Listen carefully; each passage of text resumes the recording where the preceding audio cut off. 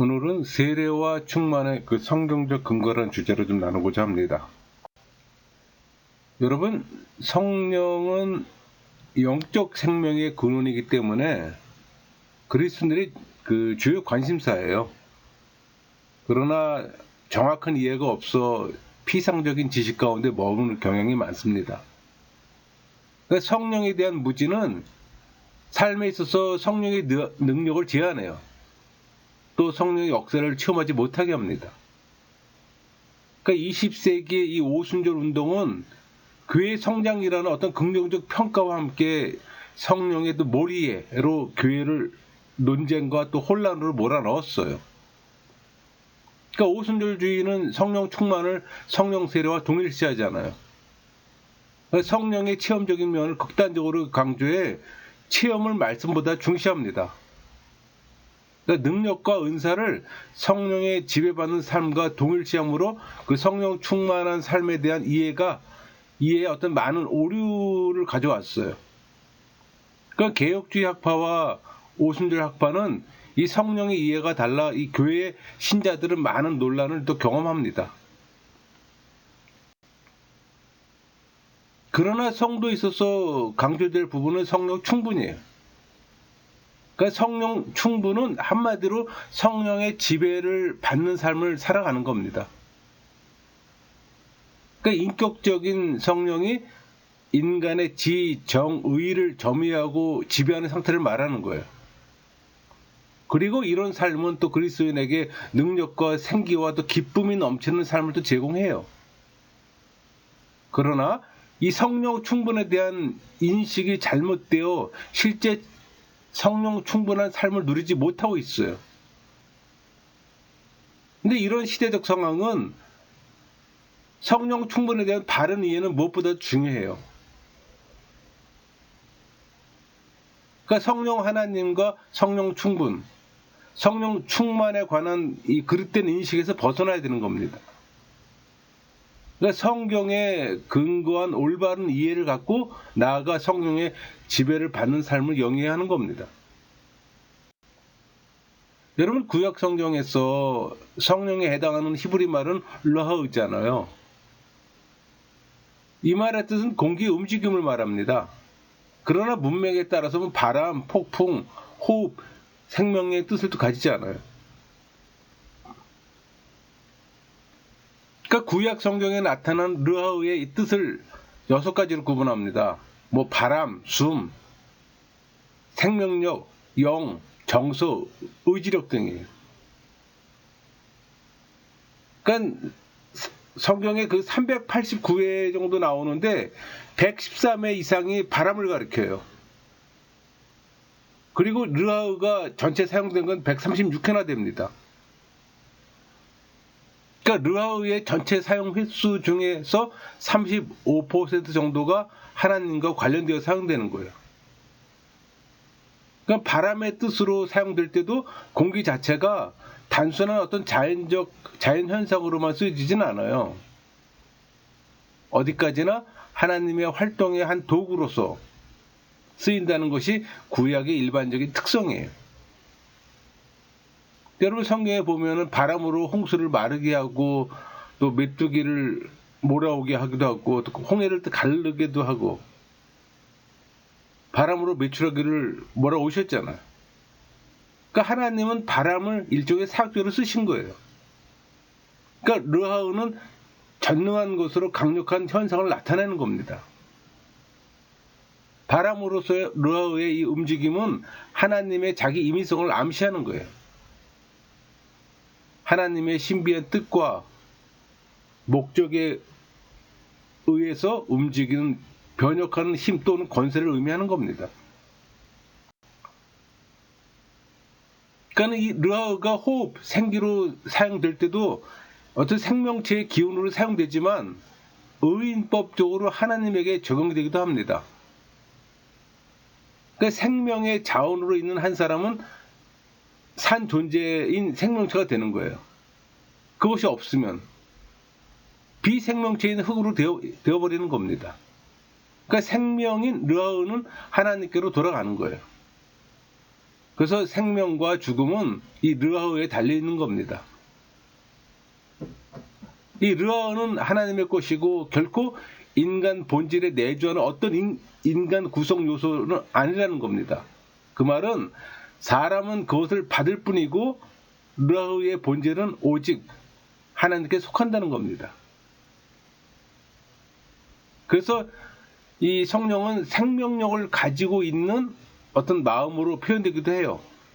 인간이나 동물이나 우상에게는 그리고 하나님께 관련되어 사용되기도 하는 겁니다. 또 뭐 아픔이나 질투, 근심, 겸손, 이 분노의 불만을 표현하기도 해요. 또 선한 영, 악한 영이라는 어떤 초자연적 존재를 가리킬 때도 사용되는 거예요. 이 모든 것들을 종합해 보면 하나님은 뛰어나게 르하우를 가지고 계세요. 하나님이 역사하는 곳에는 바람이 일어나며 르하우가 운동하는 겁니다.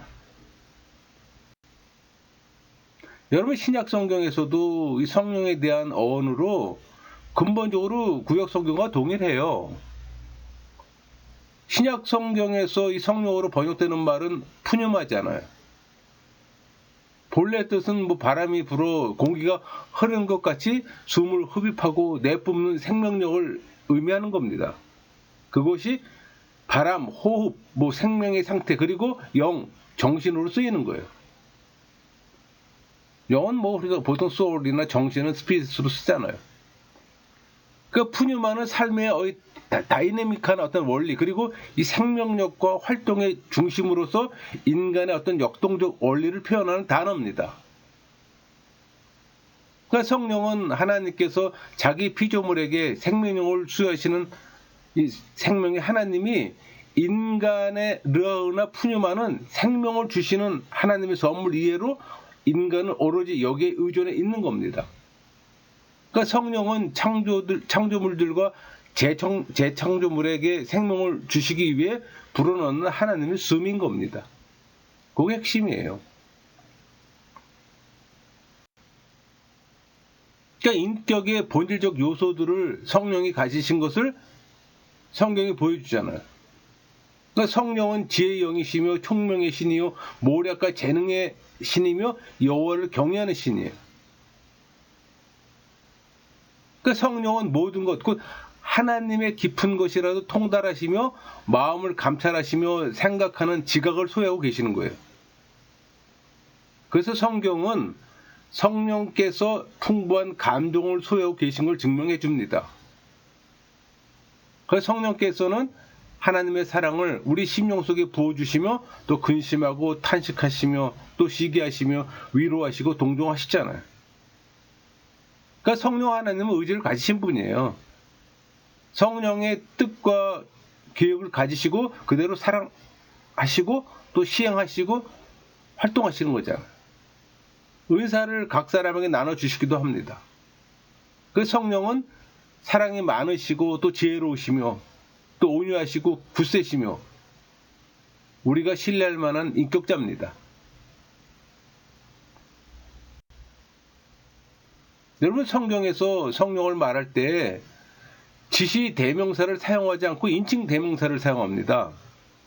우리 요한복음 16장 7절, 8절, 뭐 13장, 13절에서 14절, 15절 여기서 12번이나 이 성령을 남성 단수 3인칭 대명사로 사용합니다. 너희에게, 그를 너희에게, 뭐 이렇게 너희를 이런 식으로 지금 표현되잖아요. 그러니까 성령을 말씀하시고 인도하시며 또 기도를 도우시고 위로하시고 일꾼을 선택하시고 또 창조 사역을 하셨어요. 그러니까 성령을 다른 말로 표현할 때 인격에 칭호를 붙여 보혜사로서 표현하잖아요. 그래서 성령을 인격으로 알고 믿어야 되는 겁니다. 추상적으로 믿으면 안 되는 거예요. 인격적으로 체험을 해야 되는 겁니다. 그러니까 성령 하나님을 능력으로 생각할 때 성령을 이용하려는 시몬의 경우처럼 될 수가 있어요. 그러니까는 성령을 인격자로 믿는다면 어떻게 하면 성령께서 나를 붙잡아 주실까 하는 입장에서 서게 되는 거예요.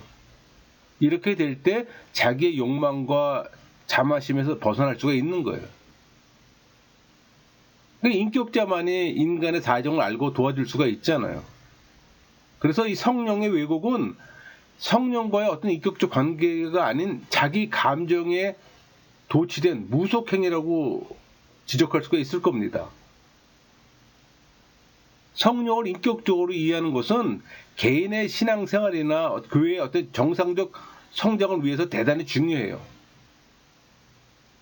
그러니까 성령을 인격으로 인식하는 것은 성령 충분한 삶의 근원이 되는 겁니다.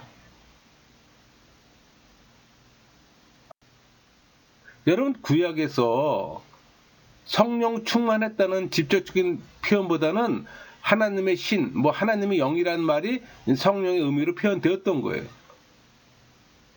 우리 출애굽기 31장 3절 하나님의 영, 여기에서 성막을 짓는 데 있어서 하나님의 영이 부살렐에게 충만해 지혜와 총명과 지식과 여러 가지 재주로 공교한 일을 연구해 성막을 짓게 했다는 구절이 있어요. 또 신명기 34절 9절, 여기서는 모세가 여호수아에게 지도권을 인계할 때 여호수아에게 안수하며 그에게 지혜의 영이 충만했다고 했습니다. 또 이사야 6장 3절에는 하나님의 영광이 온 땅에 충만했다는 구절이 있어요. 그러니까 특수한 사역을 수행시키기 위해 성령 충만을 받았음을 알 수가 있는 거예요. 여기서 충만은 은사 받았음을 의미하는 거예요. 그러니까 충만 두 개로 구분해야 되는데 성경은 충만 하나로 증거하잖아요. 그 신약 성경에서 이 성령 충만하다는 구절이 여러 군데 있습니다. 그러니까 누가복음 1장 15절 세례 요한이 잉태되었을 때 성령이 충만하다는 표현을 하잖아요. 또 누가복음 또 1장 41절에서는 요한의 어머니도 성령의 충만함을 입었다고 합니다. 또 누가복음 4장 1절은 예수님께서 요단강에서 물세례를 받고 성령의 충만함을 입어 광야에서 40일 동안 마귀에게 시험을 받았어요. 그러니까 사도행전에서 2장이나 4장 이런 데서는 주로 그 성령 충만이 언급됩니다. 또 사도행전 7장 55절에 스데반의 성령 충만이 기록되잖아요. 특히 에베소서 5장 8절에는 성령 충만함을 받으라고 명령도 있어요. 근데 근래는 이 오순절 사건에 대한 해석 문제라든가 성령 세례와 중생과의 관계, 또 성령 세례와 성령 충만의 문제가 성령론에서 주된 논제가 되고 있습니다.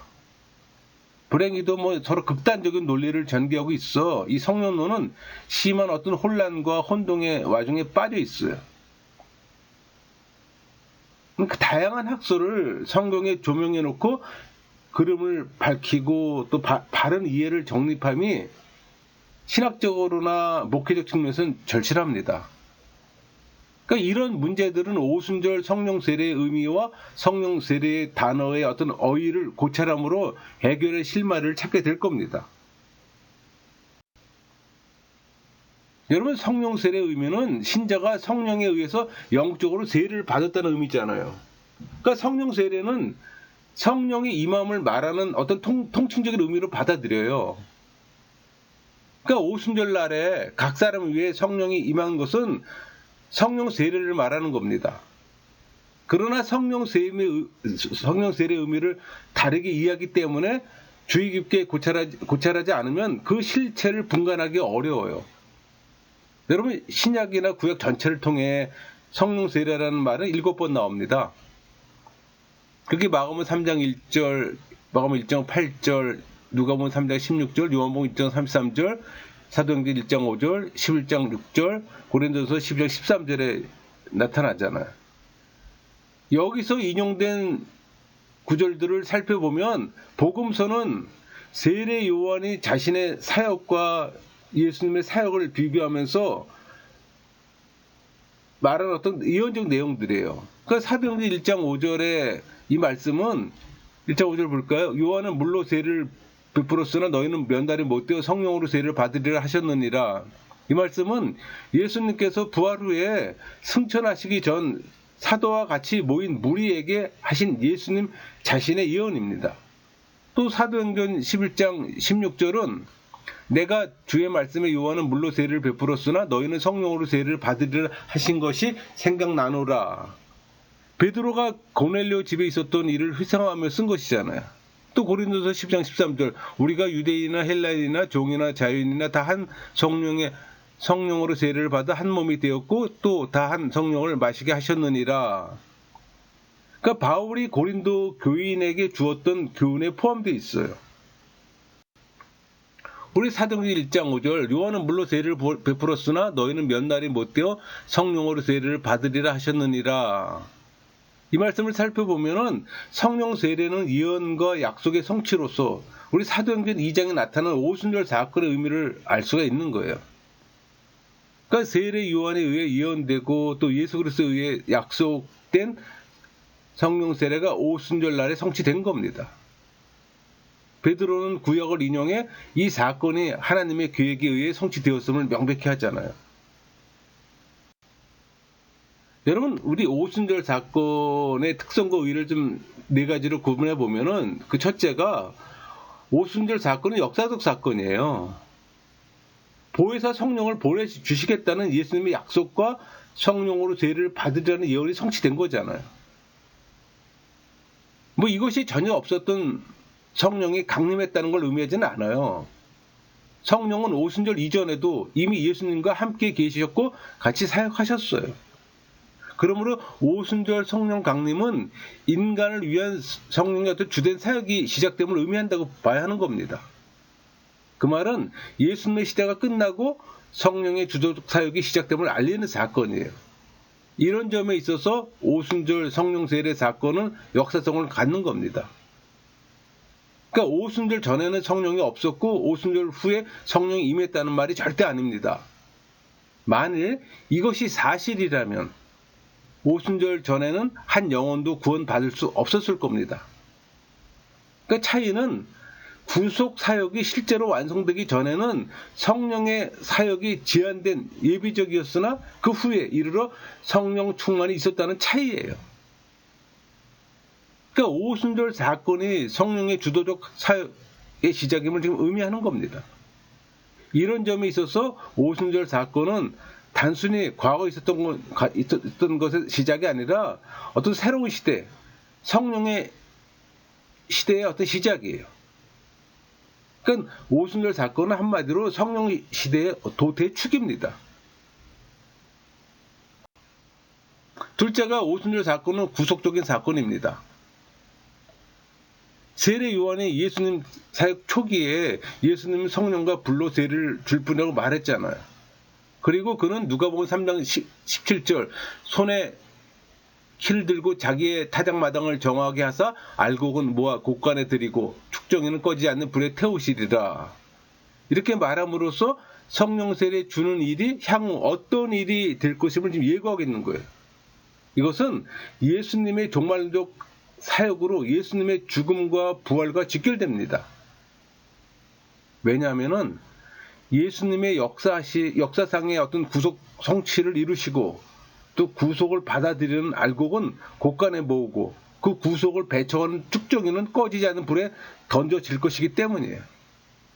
또 베드로는 요엘서 2장 28절에서 32절까지 인용해서 오순절 사건을 설명하잖아요. 그러면서 요엘서를 그대로 인용하지 않고 자신이 처한 입장에 비춰서 인용했어요. 그러니까 베드로는 그 요엘서에 그 2장 17절에 사도행 2장 17절에 말세라는 단어가 나오잖아요. 그러니까 말세로 그쳤지만 사도행전 2장 18절에는 그들이 예언할 것이라고 첨가해서 인용합니다. 그 이유는 이 오순절 사건이 예수님의 죽음과 부활의 사건과 아울러 말세의 사건이었기 때문이에요. 그런데 흥미있는 사실은 예수님이 보혜사 성령으로 오심과 자신의 죽으심을 연계시키고 있다는 점입니다.